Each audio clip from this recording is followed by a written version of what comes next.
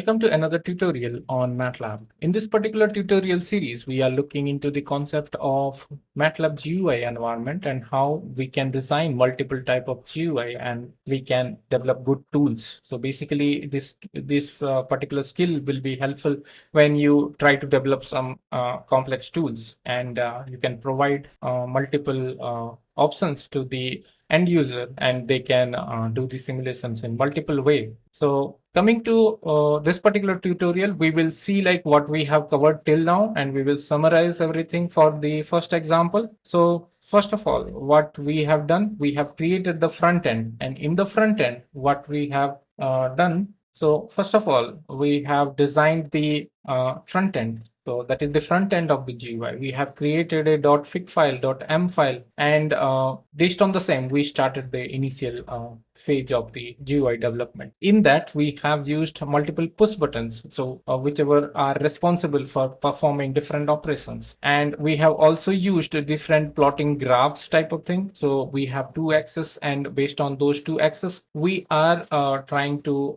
plot all those results from the Simulink model, and we are getting the output in the form of graphs. So those graphs we need to design. Next is the edit fields. So here we are giving different parameters. You can give the parameters in multiple way, like using a slider, or you can use different options like drop down menu. But here we have used edit fields to give directly the values as a parameter. So this is the first phase which we have done for the front end design. Coming to the next phase, we have done the model development. So basically, you no need to exactly build a model, but you can also design a script or a function which will be helpful to run something and get some result. So in this case, we have designed a Simulink model, and with the help of the Simulink model, we did some simulation and we got some data, and that we collected back into the GUI. So basically, the model is being used to generate some data so that we can do the GUI operations or do plot some data in the GUI.